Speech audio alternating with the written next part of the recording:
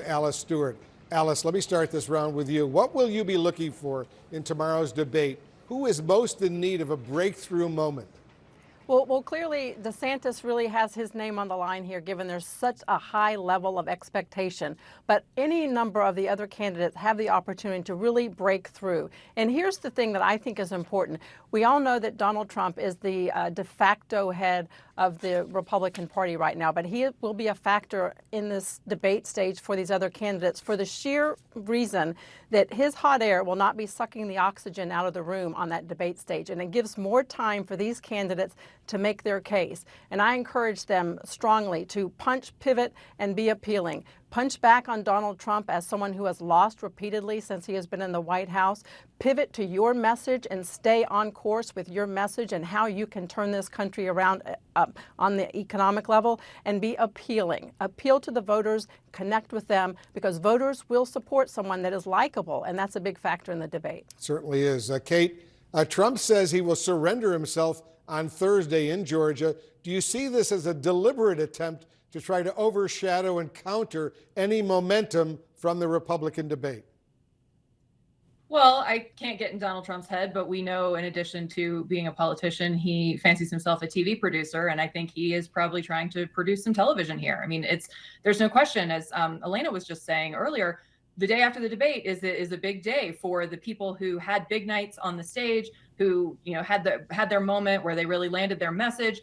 The day after the debate is the day when that sort of filters into the ecosystem, and the campaigns have the opportunity to raise money off of a big moment on the debate stage, and they have the opportunity to go out to their supporters and reinforce their message. So for Donald Trump to sort of suck up all of the national media oxygen on Thursday, that's going to make it a lot harder for those folks who are on the stage trying to grab some momentum on Wednesday night.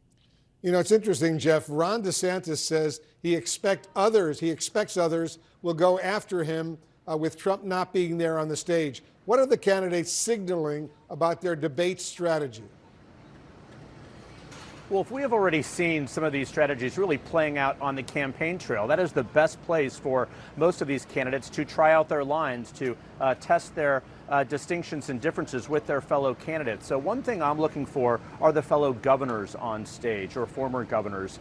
South Carolina Governor Nikki Haley has been repeatedly doing this, calling attention to the dispute with Disney, for example, and questioning how conservative that really is, at least philosophically, using the state money essentially to go after a single business. I think the fact that he is alone on stage and at the center of the stage is certainly an opportunity for him to introduce himself on his own terms, but also a risk for him without question. But Chris Christie, he'll be near the end of the stage, but he is the only one in this group who has debated at this level before. Of course, Mike Pence has been in vice presidential debates, which is also good experience. But Chris Christie, of course, will try and strike a balance of going after Donald Trump. But we know what his views on Donald Trump are. So look for him to also go after Governor DeSantis and draw some of those distinctions on conservative policy.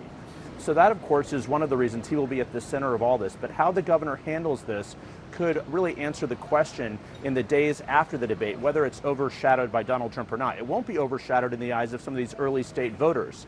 How he handles this is going to determine if he is really in that second place, or if that second place now is up for grabs, or perhaps filled by someone else. Yep. Let's see. Alice, I'm anxious to get your thought. Is it time for the Republican candidates who didn't qualify for this first Republican presidential debate to drop out of the race? Look, no one should ever tell anyone who's willing to put their life and livelihood on the line to run for president that they should get out of the race at this stage of the game. There's still a lot of runway between now and the Iowa caucus, and there's still the opportunity for them to make inroads. But over time, as we move further along, if they don't make the next debate stage, it's going to be evident that they simply don't have the money or the message or the momentum to move forward. And it is critical. We all know Donald Trump really has a stranglehold on between 35 and 40% of the Republican Party.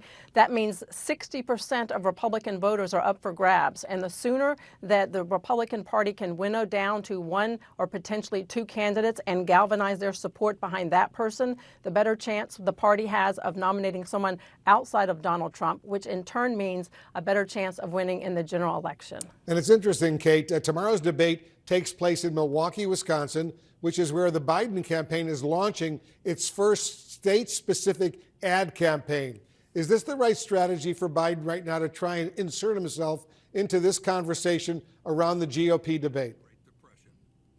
Well, I think what they're doing is underscoring this fundamental contrast. And yes, of course, that's smart. And doing that in Wisconsin, a key battleground state where you're reminding voters, some of whom are probably not going to tune into the debate tomorrow night, but may catch this ad and may, may remember, we got an election coming up next year. So starting to seed those contrasts now is smart. And I think it's actually quite fitting that the debate is in Wisconsin, which is the home of actually one of the biggest failed promises, unfulfilled promises of the Trump presidency, the Foxconn manufacturing facility that he promised would bring a lot of jobs to Wisconsin. So for the Biden campaign to take this opportunity to remind voters of that, that's smart.